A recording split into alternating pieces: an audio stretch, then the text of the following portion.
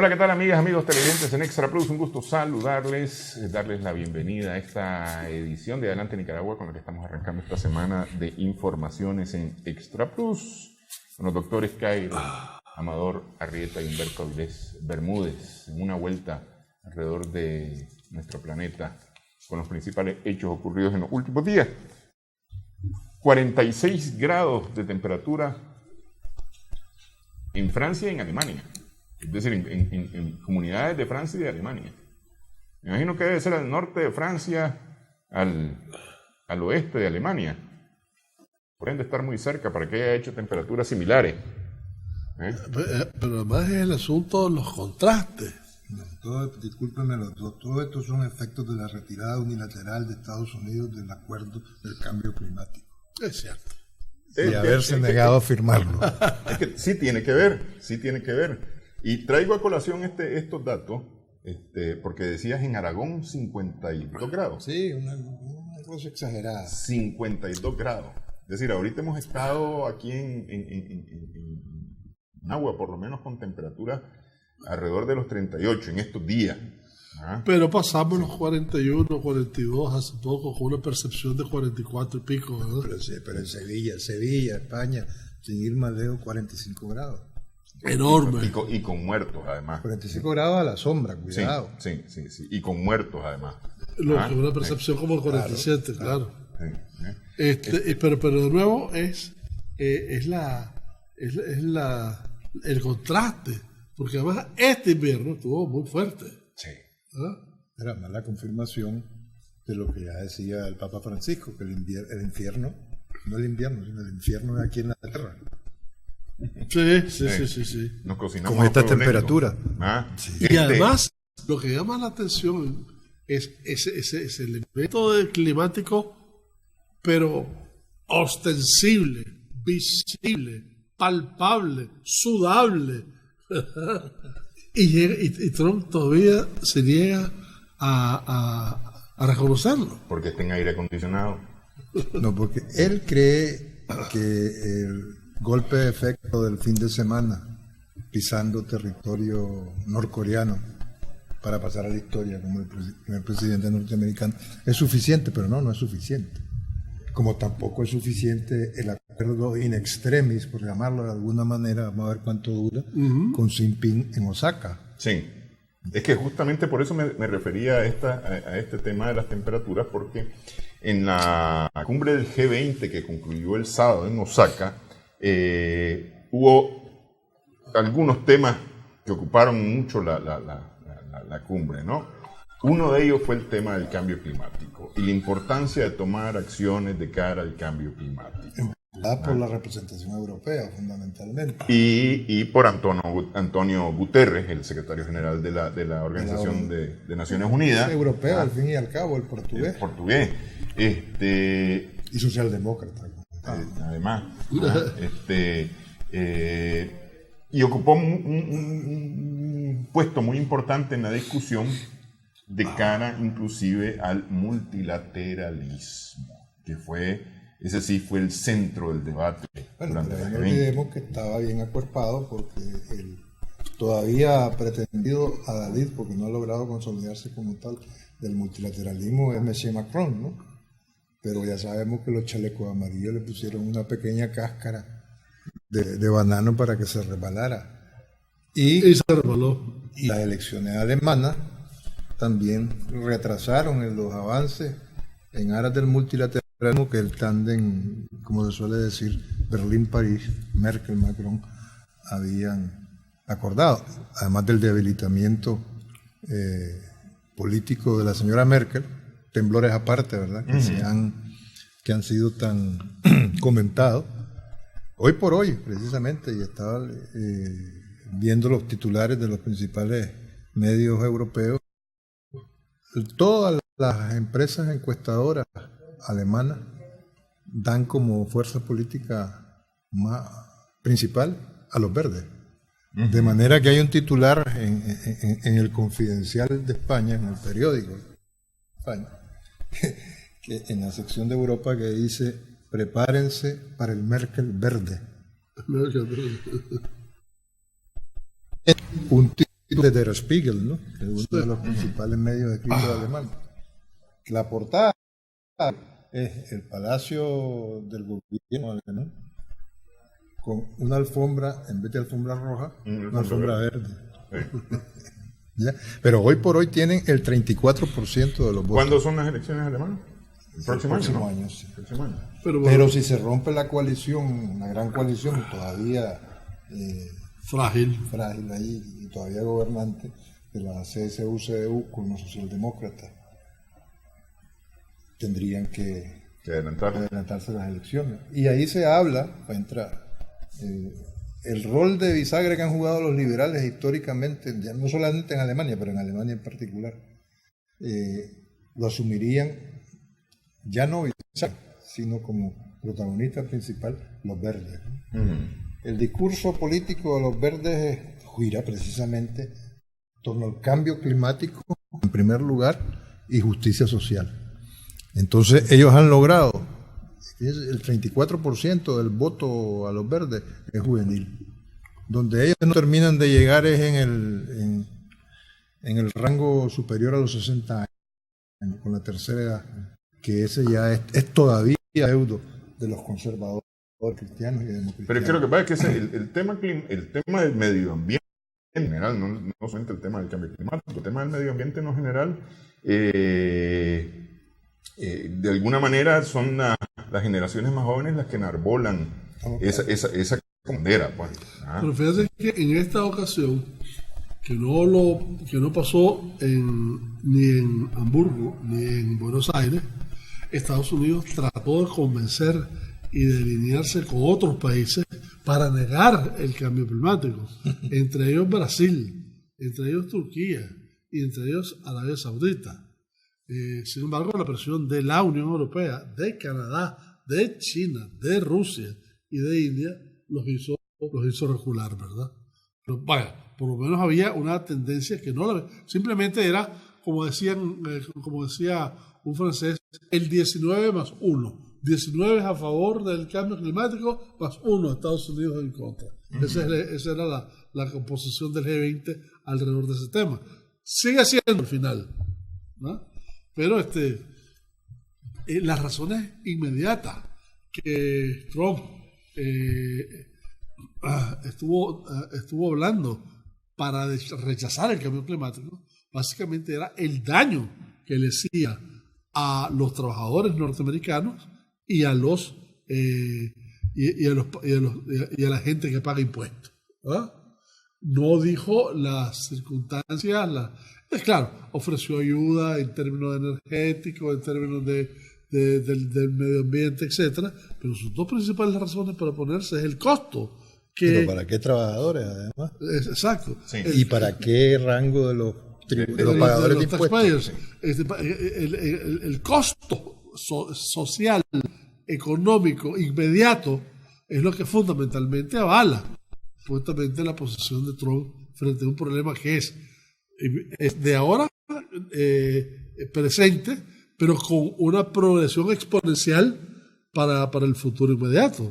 Y entonces, si estamos hablando de los trabajadores de, ¿cómo se llama? Fracking, esa manera de sacar petróleo, tan poco ortodoxa y tan contaminante, ¿no? Y si nos vamos también a la reducción de los índices de carbono en el aire de las principales ciudades del mundo, no solamente las no hay carbón limpio de eso. Esa es una de las cosas que salió del... Ahora, me imagino yo que 19 más 1 no solamente por el cambio climático, en el tema del multilateralismo también, pues, porque es decir, como digo, eso fue el punto más importante, me parece a mí, de la cumbre del G20, el tema del multilateralismo, y Estados Unidos solo en la defensa alrededor fundamentalmente de tres instituciones. Una, la reconstitución y el reordenamiento de la Organización Mundial de Comercio. Pero que no se dijo mucho, porque parece que... Pero es que no se dijo mucho con esas palabras, pero básicamente... Pero mediáticamente todo el mundo está claro, como la mayor parte de la opinión pública mundial debe estar clara a estas alturas, de que esa tregua comercial Trump-Xi Jinping en torno al emblema de Huawei Que dicho sea de paso, no es malo recordar que Huawei no es una empresa pública, Sí. es privada, propiedad de los trabajadores de Huawei, ¿no? Entonces, lo que no está claro es si va a levantar totalmente Trump Pero sus orígenes estaban el vinculados veto. al ejército de Sí, sí, Huawei sí. en su momento. el veto a que se le produzcan, se le vendan componentes tecnológicos norteamericanos, y lo va a levantar totalmente a Huawei, ¿no? Sí, esa es una de las resoluciones.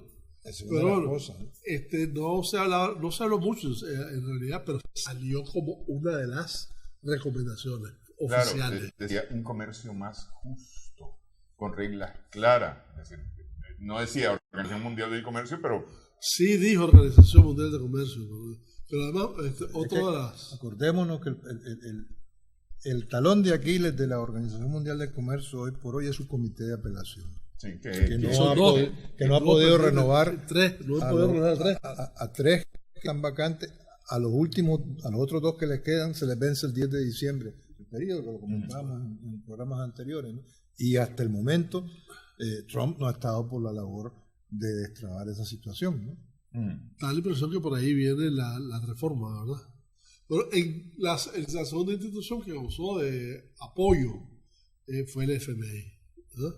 Van de alguna manera, a aportar mayores fondos para el FMI a efectos de cumplir su función Le van financiera, a pagar más a la- estabilizadora.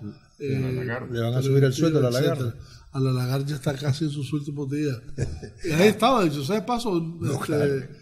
congeniando con todos menos con Trump mucho. Con Trump se mantuvo a cierta distancia. Y ahí sí, casi no lo nombraron, pero de alguna forma se refirieron al Banco Mundial, que me imagino fue una forma de contrarrestar con el desarrollo de la ayuda china. Y la Es gran que interrogación. ese fue otro de los puntos importantes. Es decir, la ruta de la seda ocupó un punto importante de las discusiones La del gran G20. interrogante es si al final 39 países no detuvieron o impidieron la presencia de Bolsonaro en Osaka. Con los Porque oficiales. un sargento de la Fuerza Aérea Brasileña lo detuvieron en el aeropuerto de Sevilla en escala técnica con 39 kilos de cocaína. Y entonces no se supo al final porque no llegó Bolsonaro a Osaka, o no participó. Sí llegó. Pero se fue, Incluso Dejó- hubo un conflicto Dejó al vice. con Trudeau. Trudeau en un momento quiere saludar y el tipo o no se dio cuenta o se dio la vuelta y saludó a una señora que estaba al lado izquierdo, ¿verdad? Y eso fue filmado. Dejó Ahí lado al estaba. primer ministro canadiense. Exacto.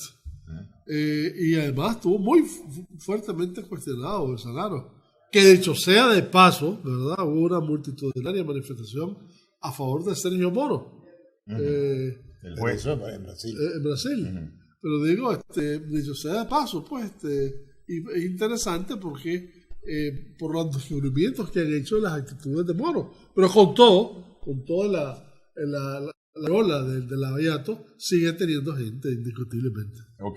Vamos a hacer pausa en esta edición de Adelante Nicaragua. En esta cumbre del G20 hubo encuentros importantes del presidente Trump con Xi Jinping, Putin y posteriormente Erdogan.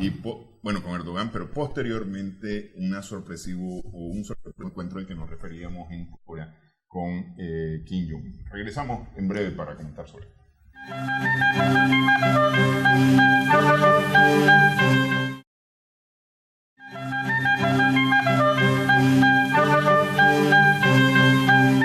Seguimos en Adelante Nicaragua en Extra Plus. Decíamos que en la cumbre del G20 hubo importantes encuentros bilaterales del presidente norteamericano Donald Trump. Con Putin no se dijo mayor cosa. Se dijo que sí se reunieron, que se encontraron. Pero me parece que el que más tuvo eco en los medios fue con Xi Jinping. Bueno, pero es que con Putin lo que más trascendió, por lo menos hasta el momento, no sé si ustedes, es la aparente broma de Trump, Bueno, diciéndole por favor no interfiera en las elecciones Sí. ¿ya? Y el otro cerreo, lo volví a ver y cerreo nada más. Sí, pero especialmente para mi campaña. ¿Para la tuya? Para la mía, sí. Porque yo espero la ayuda rusa. No, pero sí. Yo no creo que se la niegue. Porque también ha trascendido que con quienes más cómodo se sienta y se siente, nunca mejor dicho, Donald Trump, es con líderes de una personalidad y autoridad política fuerte. Caso particular de Putin o de Xi Jinping. Sí. ¿Ya? O de Erdogan. Aunque Erdogan sea de segunda línea en tanto líder de las potencias, ¿no? Sí. Del G20, pero en otro rango. Aquí siempre hay que recordar que el G20 tiene muchas contradicciones internas, ¿verdad? Por un lado se reunió el BRIC, ¿verdad? Por otro lado, ese BRIC tenía contradicciones con el resto de los países. Que me imagino además el BRIC tiene contradicciones internas después de la subida de Bolsonaro. Además, sí. ¿verdad? El G20, solo para tener una idea, representa el 80% de la población mundial, de la producción mundial y las 2/3 partes de la población mundial, ¿verdad? Es más consistente en ese sentido el G7, ¿verdad? Está más a nivel de la toma de decisiones de los países mayormente industrializados, y es más consistente últimamente el G2, que es China y Estados Unidos. Es asesorado por Cuba. Pero que bueno, a ver si por lo del G2. Si nos ponemos en las cosas, el G1 sería mucho más interesante. Tiene un montón de gente. ¿Cuánto representa China? 3.300 millones. Casi la mitad de la población del mundo. No, hombre, son 7 y pico. 7.000. De 1.300. Contra 3.000. Pero lo interesante es China, India y Rusia, que efectivamente son casi la mitad de la población del mundo, van en contra del unilateralismo y se proclaman los paladines del multilateralismo. Macron. Junto a Macron, que lo tiene de segundito. La piedra en el zapato de los BRIC es Brasil, a partir de la presencia del personaje Bolsonaro. De manera que vos encontrás ahí una posición clara, y solo falta. Ahora, el G20 es el segundo foro que reúne más naciones en el mundo después de la Asamblea de las Naciones Unidas. O de Davos, o después de Davos. Y después viene Davos. En tercer lugar. En tercer lugar. En cualquiera de los casos, y Davos normalmente es un eco no del G20, del G7 normalmente, ¿verdad? Sí. Pero bueno, el caso es que la India, Rusia y de China urgen acciones para, 1, respetar la soberanía, 2, evitar interferencias en otros estados, y 4, alinearse y comportarse alrededor del orden jurídico internacional. Mira qué interesante. No, es que eso tiene que ver con otros temas que vamos a abordar más adelante, como por ejemplo lo que pasó en la 49 Asamblea General de la OEA. Sí. Bueno, entonces, otros temas que se abordaron fue evidentemente el tema de la guerra o de la posible guerra con Irán, a la que ahí fue 20-1. 19 países estuvieron en contra de aumentar los niveles de agresividad y de propiciar accidentalidad en esas relaciones con Irán. El bioterrorismo fue otro tema. La basura del plástico fue otro tema. Y temas particulares, como por ejemplo, Erdogan anuncia, después de platicar con Trump, que Estados Unidos, en principio, no va a sancionar a Turquía por haber adquirido los misiles SS-440 de Rusia. Preguntado al respecto, Trump, bueno, que es una decisión que tiene que ver con la NATO. La verdad, dice, fíjate cómo es el asunto de las culpas, ¿verdad? Eso se originó por culpa de Obama, porque Obama en un momento determinado puso unas condiciones muy restrictivas para la compra de parte de Turquía de los misiles Patriotas, que era la versión gringa, ¿verdad? Sí, sí, sí. Y entonces Turquía pues no se vio otra más que comprarle a los rusos, ¿verdad? Entonces la culpa de Obama. ¿Ah? Bueno, pero ese argumento no se lo cree ni Trump. Mírate cómo será. Es que eso es tan como el tema de Khashoggi y el príncipe heredero saudí. ¿Ah? Es decir, sos mi brother, por lo tanto no te voy a recriminar absolutamente nada de lo que pasó con Khashoggi. Con otro de los que se siente cómodo Trump. Sí, no, y justamente con este tuvo un encuentro también. Sí. Y además en ese encuentro hubo una conferencia de prensa. Y una de las primeras preguntas es, ¿y qué siente usted con el crimen abominable de Khashoggi? Bueno, espantoso, como cualquier otro ser humano. Pero si estás preguntando por la posición del gobierno de Arabia Saudita, ya hay 13 implicados y van a implicar a 5 más. O sea, están siguiendo el debido proceso. Y se respetan los derechos humanos. Sobre todo de las mujeres. Sí. Ha sido, en resumen, Osaka, G20, un poco más, un poco menos, pero el mismo estancamiento del G20 que estuvo en Brasil. En Buenos Aires y en Hamburgo. Pero una cosa que me queda a mí del G20 es que Estados Unidos se está quedando solo. Pero es que lo que pasa es que el G20 perdió el cero a nivel de decisiones. Sí. Porque al final el punto más importante era el G2. Así es. Eso ya lo probamos. Y los otros gravitando alrededor de eso, claro. De todo eso. Por eso decía yo que el encuentro con Xi Jinping, de Trump con Xi Jinping, el más resaltado en los medios. Pues. Teresa May le llamó la atención a Putin de las medidas irresponsables de Rusia, refiriéndose al ex espía ruso, Alexander Sopripin, asesinado en suelo en una inglés. cosa de lo más nebulosa, porque hablan de gas, pero resulta que solamente estos dos fueron afectados, es decir, el ex espía y la hija, ¿no? Son los afectados, habiendo gente alrededor. Pero si el hombre no se salvó. Por eso, pues, pero es decir, fue afectado por el gas. gas. El atentado, sí. El cuento del gas. Pero además, Teresa May no está en condiciones. Putin debe haberse reído mucho para su adentro. A lo mejor se comportó caballerosamente, pues. Y no le digo porque nada. no es despedida la que estaba haciendo. Por favor, la May voy a cumplir protocolariamente una función, porque no va a ir Johnson, que está viéndosela en la diapalito para ver si realmente resulta aclamado. Sí. Ahora, ¿y el anfitrión qué sacó con esto? Shinzo Abe.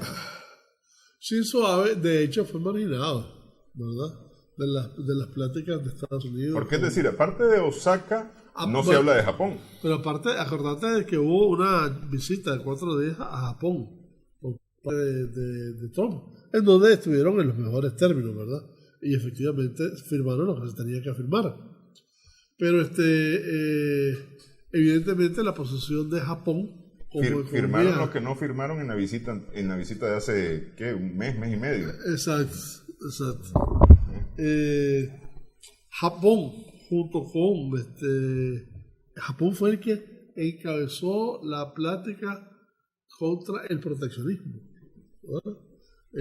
Habló de la estabilización internacional, habló del respeto a las naciones, y fue secundado por China, la India y Rusia cuando habló de que era necesario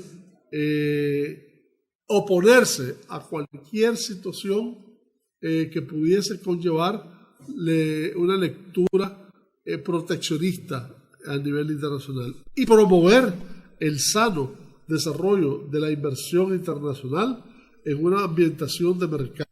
Bueno, pues es que ese ha sido el leitmotiv de la reconstrucción del Japón. Exacto.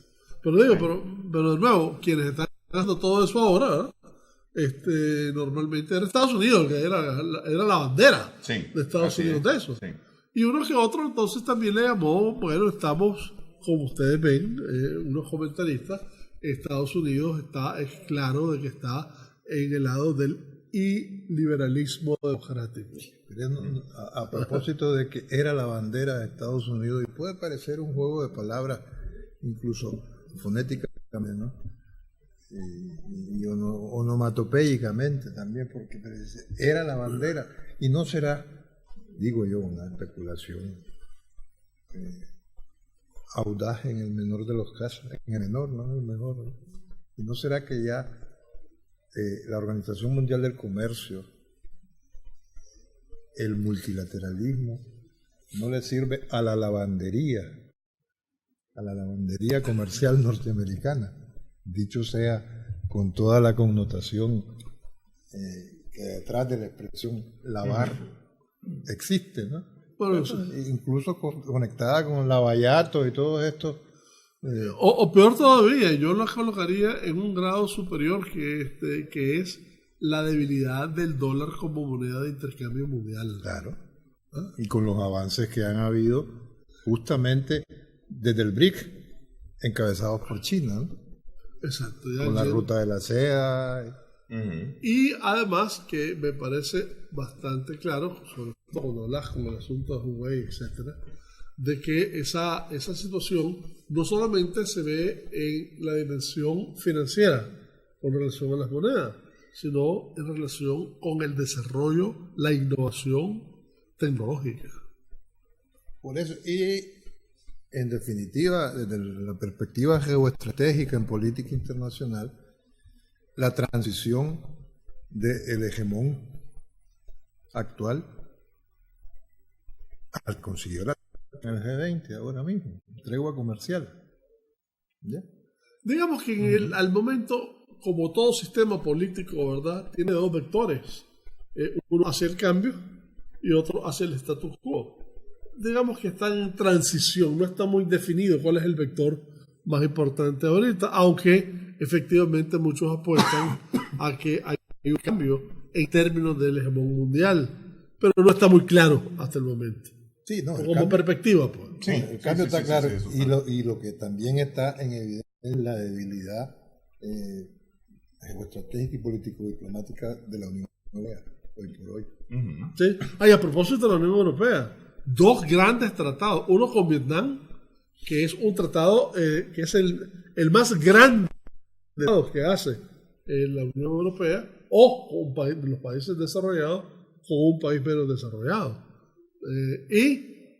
Un interesante acercamiento de otro tratado con América del Sur.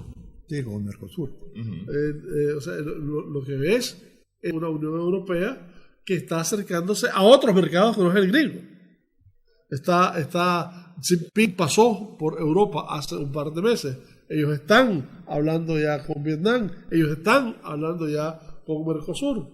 NATO está básicamente desarrollando una concepción de la necesidad de un ejército europeo, sin contar con los norteamericanos. Ya tienen una inversión de 9.000 billones de dólares, de euros para comprar armamento, en donde están marginando el acceso a Estados Unidos. O sea, ya de alguna manera, si vos ves las cosas por separadas, son listas distintas que verlo con un sentido de holismo, ¿verdad?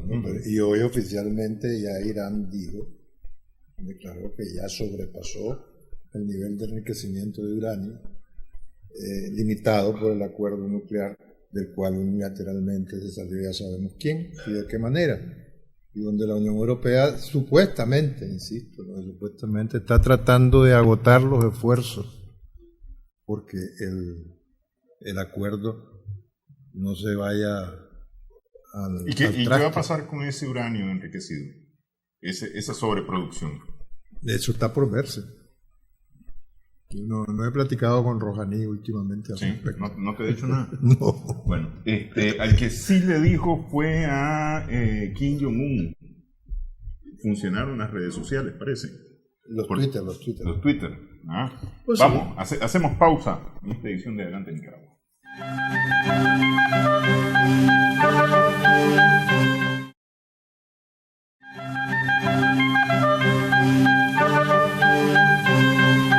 Seguimos en Adelante Nicaragua en Extra Plus. Hay varios temas, pero toquemos rápidamente el encuentro citado a través de Twitter, por lo menos en apariencia, entre Trump y Kim Jong-un. Sí, y de madrugada. Sí. Y los temores que habían, dicen las malas lenguas, a las que no me quedó más alternativa que sumarme, que la diplomacia norcoreana suele ser muy cauta, porque utilizaban una figura poco superlativa. Se preocupan hasta del ancho de las mesas donde se van a reunir, ¿no? Uh-huh. Pero como ahí no había ninguna mesa de por medio, parece que lo que les preocupaba era la altura o el grosor o la dimensión del escalón que tuvo que subir Trump para pisar por primera vez suelo norcoreano, ¿no? Pero más allá de la imagen, o de las imágenes, si se quiere, no. Ahora, la visita no hay mucho más. La visita a Surcorea, más que visita a Surcorea, fue a la zona desmilitarizada. ¿No? El paralelo 38. No solamente eso, sino el presidente de Surcorea fue marginado. Sí, por eso te digo. Pues. Ahí estaba, porque ni modo, pues, ¿verdad? Sí, porque estaba al ladito. Está la foto, ¿verdad? Pero bueno, ¿qué es más allá de eso y de que Trump humorísticamente ha dicho que lo invita a la Casa Blanca? O de que se van a reunir en las próximas 3 semanas los equipos negociadores. Pues. Ahora, ¿es un destrado en las pláticas? Mira, yo lo veo más bien como un acto interesante, positivo a su campaña. Lo veo como una parte de la campaña electoral totalmente de Trump. Y debo decirte que dio buenos efectos. No, pues es que, a ver, la tregua comercial alcanzada con China en el G20 en Osaka, inmediatamente se dispararon los índices bursátiles de todo el mundo. El acceso de Hawái al mercado norteamericano. Uh-huh. Se disparó ¿Qué más. Eso significa el Nasdaq. Por eso, y los ingresos que significa para esos pagadores de impuestos a los que vos te referías antes, ¿no? Así entonces, desde esa perspectiva es que hay gente que cree a pies juntillas o con los ojos cerrados que Donald Trump es el mejor presidente en la historia de los Estados Unidos. Desde esa perspectiva. Claro. Y eso va a durar como un par de horas. Pero ya está, pues, fue un impulso. Y después el golpe de efecto de la imagen que vale más que 1000 palabras del primer presidente en la historia norteamericano que pisa territorio norcoreano. Porque ese ha sido el titular. Más que un encuentro, que un resultado del encuentro. Pues. Sí. ¿Cómo se llaman los datos famosos? Fue un dato histórico, ¿verdad? De Guinness. Entró a Guinness, pues. Sí, los Guinness Records. Sí. Y en tan poco tiempo, por la vía del Twitter, nada más. Sí. Y no era una mesa de negociación milimétricamente calculada. Voy para Surcorea, ¿qué tal que si nos encontramos? Sí. Y el otro le contestó rápido, sí. Ahora, de repente, ¿verdad? Viene la reunión, de nuevo, Osaka y el G20 fue básicamente el fondo, el escenario en donde el G2 se puso de acuerdo, ¿verdad? De repente, Hawái tiene acceso a las compañías gringas. China va a comprar billones de dólares más en productos agrícolas norteamericanos.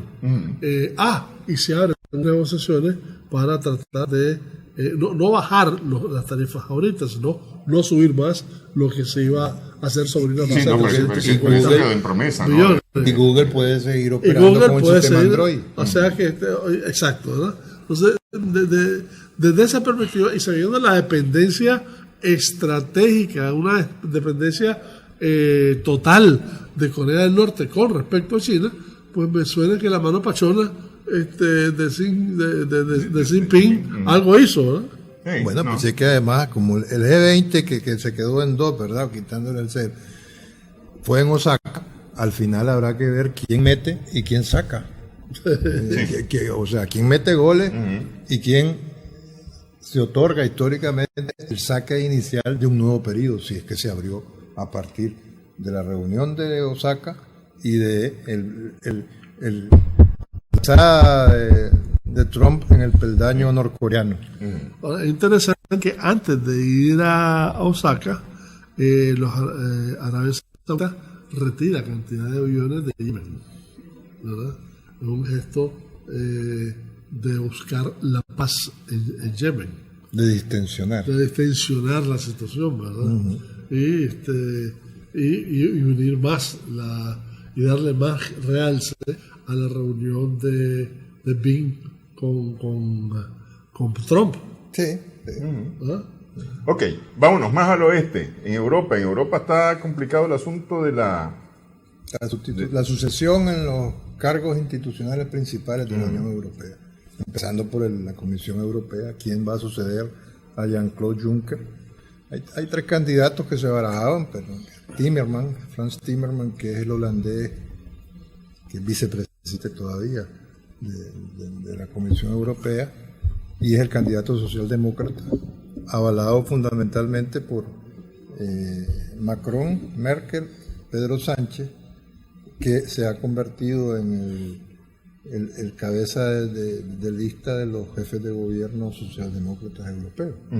Y que de hecho, sea de paso, no la tiene todas consigo porque todavía no ha sido investido presidente del gobierno, es presidente en funciones, y está la cosa complicada en España con Podemos. No se comprometió a que mañana va a anunciar no sería la investidura. Pero parte de esa digresión española también están en la negociación para empujar a Timmermans los liberales, o sea, socialdemócratas, liberales y un poco los verdes. Digo un poco los verdes sin que perdamos de vista, lo comentábamos antes, que hoy por hoy los verdes alemanes son la primera fuerza política de Alemania. Sí. Al punto de que no se deja de considerar la posibilidad, antes de que termine el año, antes de que la señora Merkel termine de retirarse, de si la gran coalición socialcristiana y cristiano-demócrata con los socialdemócratas, que está muy frágil, se rompe, hay que convocar nuevas elecciones, y el gran ganador sería los verdes, por un lado, y tristemente la derecha alternativa por Alemania, por el otro lado, ¿no? Así es. ¿Y qué es lo que ha pasado? ¿Cómo se ha complicado? El Partido Popular Europeo, que tenía su candidato, tiene como candidato a Max Weber para la presidencia. Continúa siendo todavía hoy por hoy la principal fuerza política europea. Sí, por eso, la presidencia de la Comisión Europea, del Ejecutivo Europeo, se niega a aceptar la propuesta de Timmermans. Es una propuesta, o sea, proponen a Timmermans y a cambio de que le permitan al candidato demócrata y liberal ser el presidente de la Comisión Europea, le ofrecían a los populares el Parlamento Europeo, ¿ya? Y el alto comisionado para el ministro de Relaciones Exteriores de la Unión Europea, lo que es la Mogherini, sí, por ahí. Y quedan, no es el comisionado, para la presidencia del Parlamento Europeo y la presidencia del Consejo Europeo. Okay. ¿Ya? Que es lo que es Donald Tusk, el polaco Donald Tusk hoy por hoy. Otra cosa es el cargo del alto representante para las relaciones exteriores. Y queda, el no menos importante, cargo de presidente del Banco Central Europeo. Son los 5 grandes cargos que están en juego. Pero además se oponen radicalmente los populares europeos y los ex países socialistas que están en la Unión Europea, el famoso grupo de Visegrado, al cual se viene sumando en la práctica la Italia Matteo Salvini de la Liga, ¿no? Y los partidos, la FDE. No, por supuesto, y la extrema derecha Vox europea, ¿no? Vox, que Vox, está de capa AfD caída, en además. Alemania, Sí. la Liga italiana y los Orbán, los Sebastián Kurz de Austria, Wilder Wilder de Holanda, toda esa gente, ¿no? Entonces, con el aderezo, si se me permite la expresión, de que, como se sabe, ya Salvini, vía Twitter, eso es muy un consecuente admirador y fan de Trump, mandó echar a la capitana alemana del Sea Watch a propósito de políticas migratorias en Lampedusa, porque la capitana decidió, para forzar la situación y para proteger a los 42 migrantes que llevaban en el barco, y alegando el estado de necesidad de los migrantes, ¿no? Una maniobra, entró en el puerto, dichosamente no colisionó con una lancha rápida de la policía de aduana italiana, y eso le costó la prisión. Pues está detenida la capitana alemana del Sea Watch, Carol Racket, que tiene 31 años. Está detenida, enfrenta unas penas de cárcel de 3 a 10 años, una multa entre 20 y 50.000 euros, en fin. Y entonces Salvini ya se hizo eco vía Twitter una vez más de que se ha hecho justicia, que qué vergüenza la actitud del gobierno holandés, que es la bandera del barco está con bandera holandesa, que no dijo esta boca es mía. Los 42 migrantes están en un refugio ahí en Lampedusa a la espera de que los remitan a los países europeos que están dispuestos a recibirlos. Francia dijo que iba a recibir 10. Pero aquí el hoyo del meollo de esto de Sea-Watch, más que el hecho de haber colisionado con un barco o con un... No colisionaron, se escapó sí, pero bueno. De la policía aduanera italiana, es el hecho de haber tenido migrantes y haber desembarcado en el puerto sin permiso. Así es. Ese es el hoyo del meollo, porque hay que recordar que estaban muy duros, y el mismo Salvini creo que fue el que pidió penas durísimas en contra de quien llevara migrantes a Italia. Así. Pero no escapes el hecho de que, siendo eso lo principal, el topic, ¿verdad? Casi colisionando a una lancha de la patrulla marítima de Italia no es cosa menos, ¿verdad? No, sí.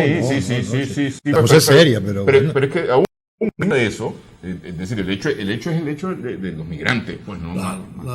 Bueno, además, a partir de eso, ¿verdad? Alguien sacó un artículo en Al Jazeera que habla de que en las cárceles de Libia, en las diferentes cárceles de Libia, incluyendo la del Mariscal, que dicho sea de paso hay un problemita con Turquía, con él, después lo hablo, hay más de 6.500 personas, migrantes del África, que han sido detenidos en Libia y que están en unas condiciones humanas terribles. Por eso el alegato, en este caso de Carola Racket, de la capitana del Sea Watch, que ya no iba a permitir que los 42 migrantes fueran devueltos, porque el destino era las costas de Libia, ¿me entiendes? Entonces, claro. Ok, pausa nuevamente en esta edición de Adelante Nicaragua.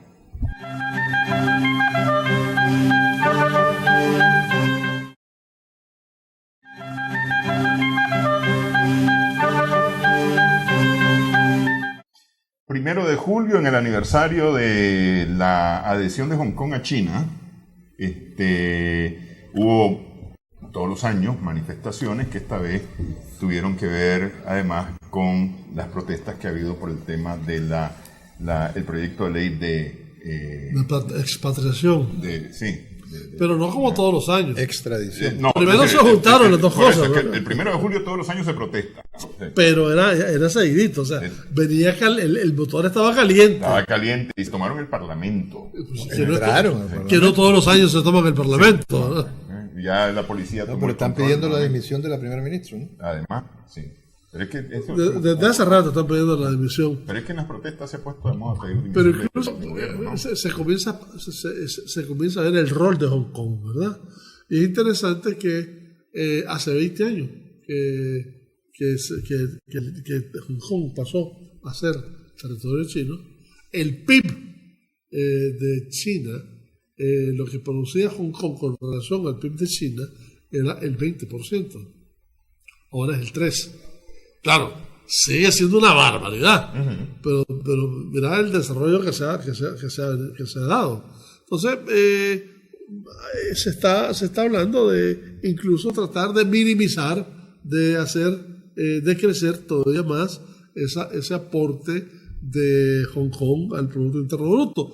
Lo que pasa por una situación financiera muy complicada, porque es el centro financiero internacional por excelencia de ese lado del mundo. Shanghái no lo ha superado todavía. La idea no es reducir el comercio en Hong Kong, es decir, mantenerlo y crecerlo, pero que deje de representar el porcentaje que representa en el PIB chino implica mejorar las condiciones de producción china. Por un lado, pero además efectivamente tratar de minimizar el rol de Hong Kong. Acordate que le dieron 50 años en un periodo especial de un sistema de dos países. Y eso fue... bueno, en medio del G20, el único que tocó ese tema fue Abe, y se lo tocó a Xi Jinping, quien había dicho antes de entrar al G20 que no iba a permitir, que no iba a abordar el tema de Hong Kong. Y que además no es solamente un sistema, un solo territorio y dos países. Sí, claro. Es el lenguaje oficial chino popular. Y además que tiene unos efectos tiene unos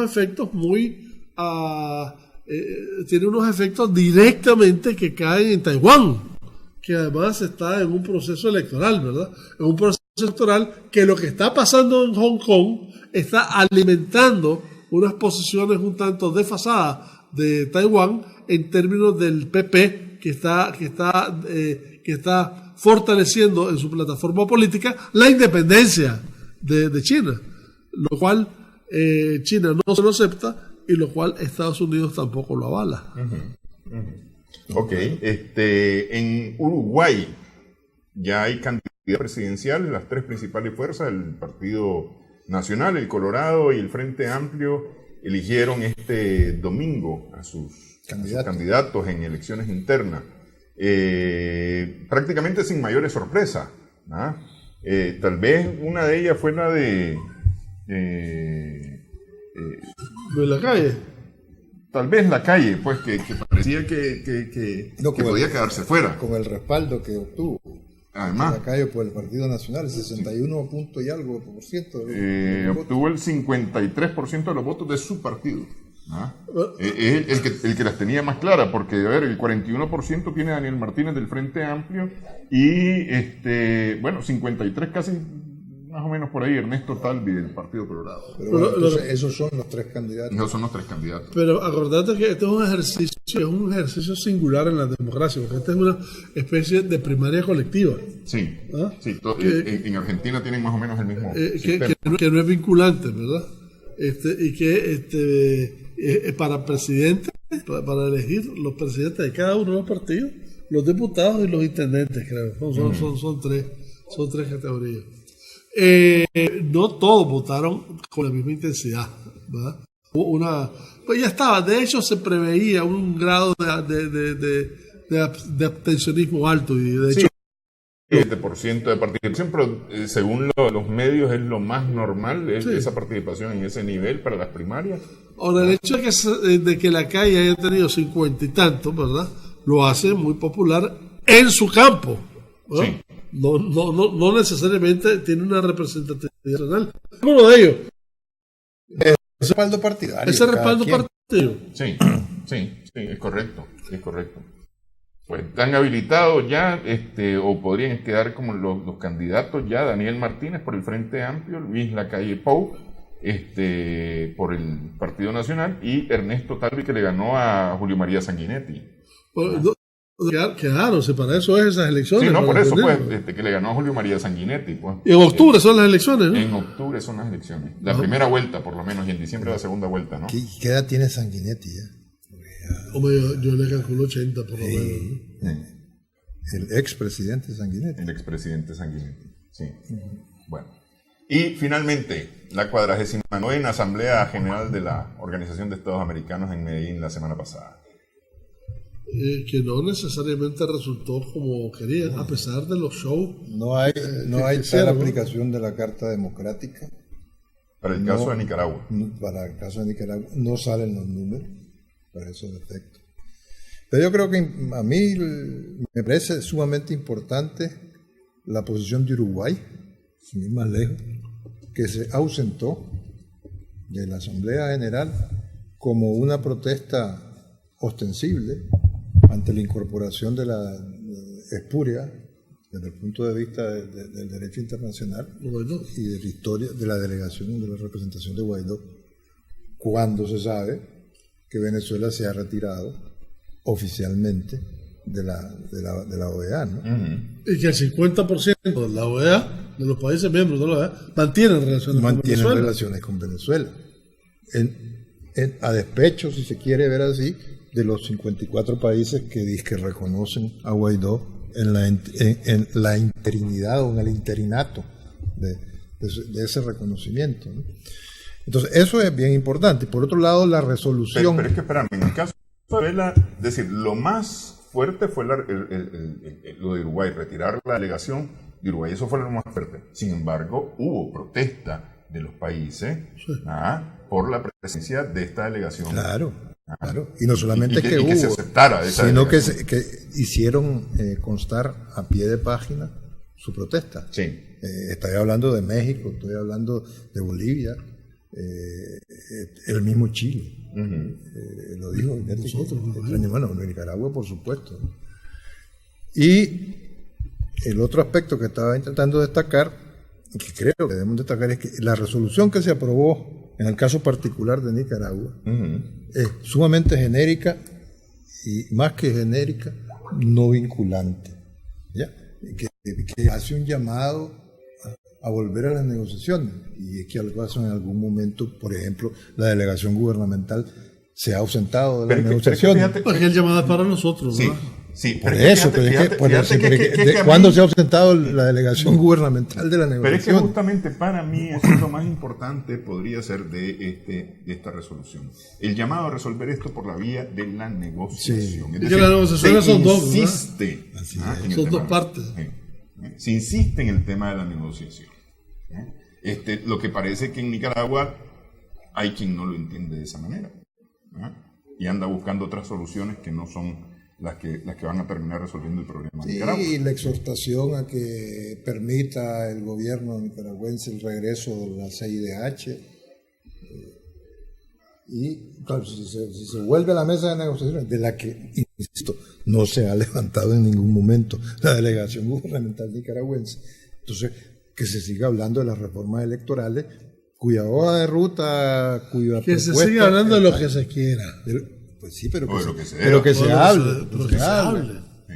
Que se hable concretamente, ¿no? Entonces, yo creo que eso es importante. Comentábamos al principio que esto tiene que ver, son efectos del multilateralismo. ¿Ya? En un foro regional como es la Asamblea General de la Organización de Estados Americanos, donde, dicho sea de paso, se aprovechó la reunión de Medellín para renovar algunos cargos administrativos. ¿Cómo le fue al secretario general en su pretensión de reelegirse? Pues no está claro, yo no estoy claro, no se ha dicho nada respecto a las pretensiones reeleccionistas de Almagro, ¿no? Lo que sí fue muy criticado por haber dicho públicamente que no había punto de comparación entre Venezuela y Nicaragua, porque en Venezuela Maduro reprime, dijo, y en Nicaragua Ortega gobierna, ¿ya? Entonces eso parece que levantó bastantes ampollas. Sí, y polvo bastante. Pero digamos que efectivamente parece que Almagro se quiere reelegir. Esas situaciones y esa reunión le sirvió de lobby. Sí, porque esa era la idea. Esa era la idea, lograr la reelección, pues. Lograr allanar el camino a la reelección. Y eso es lo que está haciendo. Va a contar con el apoyo de Uruguay, que es el país que lo propuso originalmente. Está por verse, habrá que ver quién resulta electo presidente del Uruguay, o quién gana las elecciones del Uruguay, porque si es el Frente Amplio, pues no lo tendría muy claro.